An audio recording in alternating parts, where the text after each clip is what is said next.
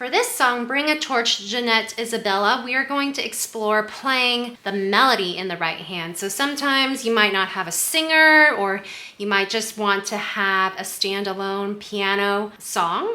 This is a good way to do that. So first you're gonna have to obviously learn the melody. For Bring a Torch, Jeanette, Isabella, we are going to play the melody first, and let's look at the key signature. So we have a B flat.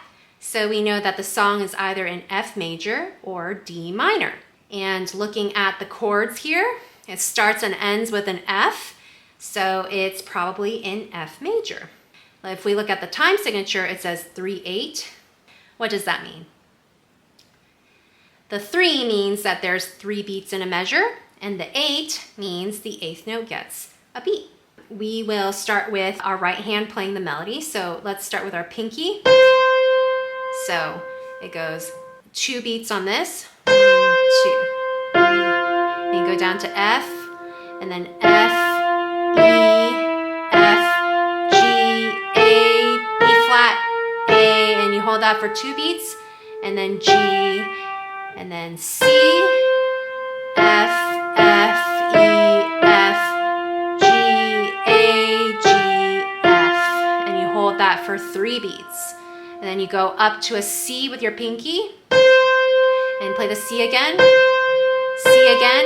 flat, A, G, F, E, and then go down to a D with your thumb, D, E, F, C,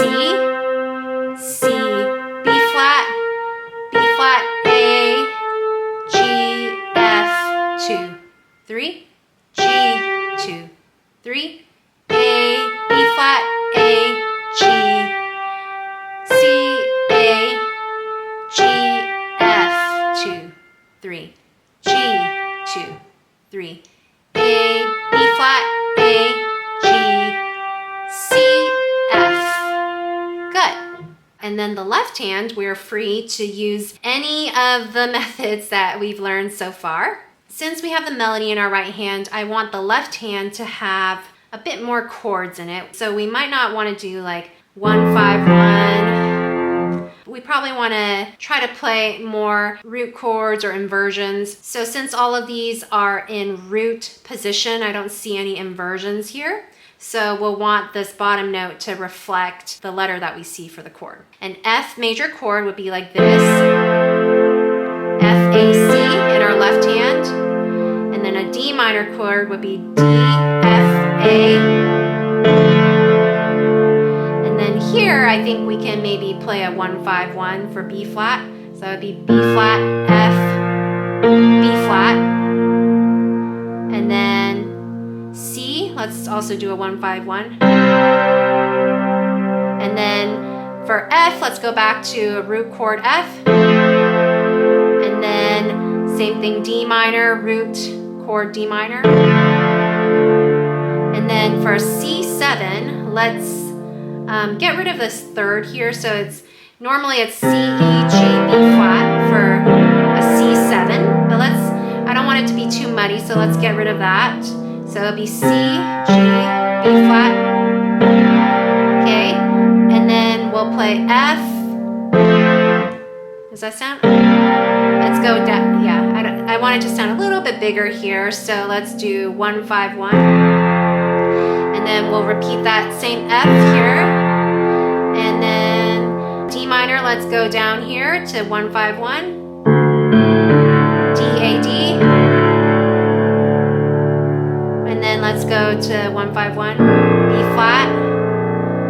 And then C, we'll do 1, 5, 1. And then B flat, 1, 5, 1 again. And then F, let's go here, 1, 5, 1. And then G minor, 1, 5, 1.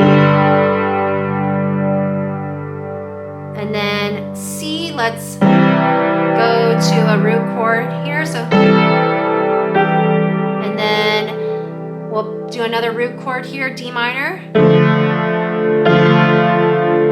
And then another root chord here. And then we'll play 1-5-1 here,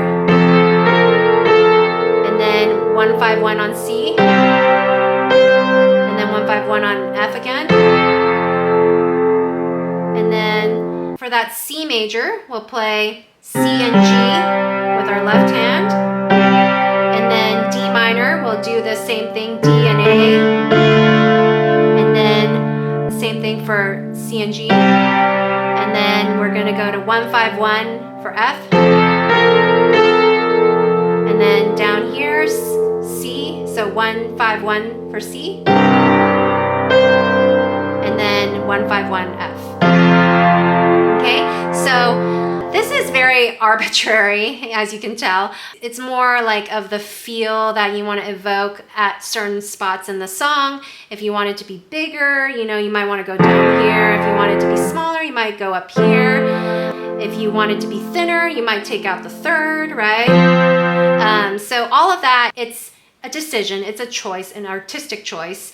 And you know, you might change it the second time you play it through because you like this or that better. So this is an example of what it could sound like. So let's try playing this through, and you can sing along with the melody if you like. You can make the same decisions that I make, or you can make different choices.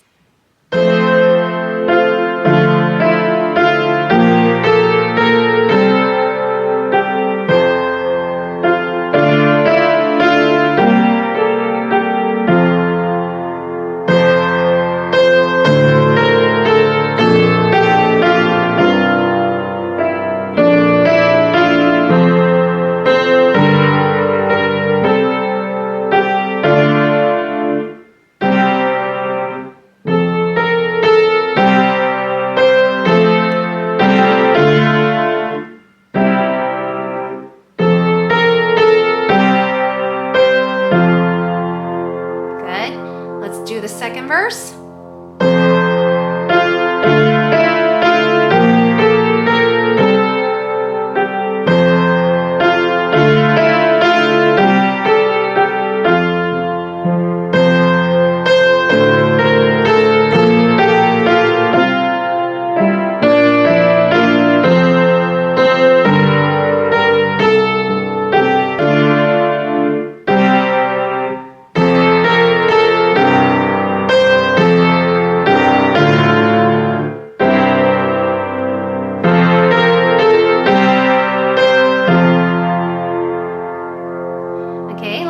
Actually one more time, and let's arpeggiate it and see how that sounds. So we'll probably do like 1-5-1, 1-5-1, 1-5-1, 1-5-1, 1-5-1, 1-5-1, 1-5-1. So for the C7, you want to do 1-5-7, okay, and then 5-1.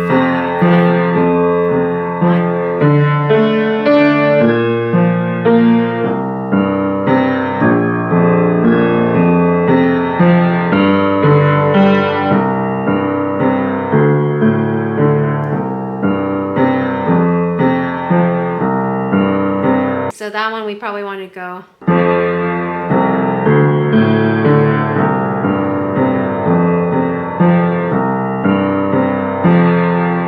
So yeah, if it moves fast, we probably still need to play a chord. On that last row, for example.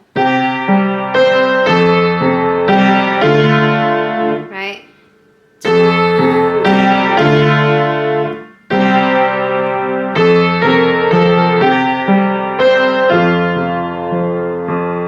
Let's add in the right hand.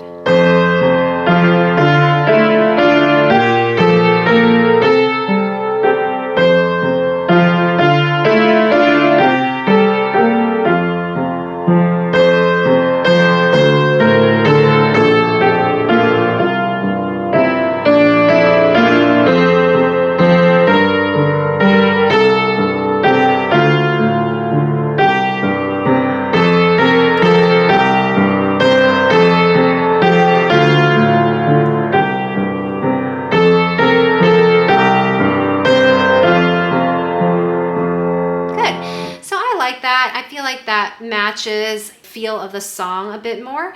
For the parts like where it goes, I think those, we should pause and not arpeggiate those. So if we go from the second to the last row.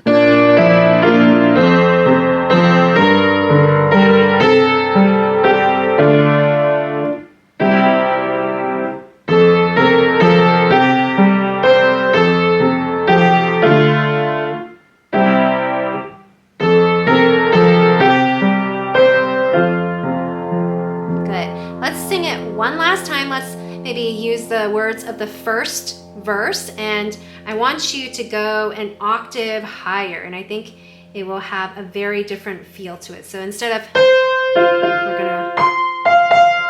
so we'll play up here.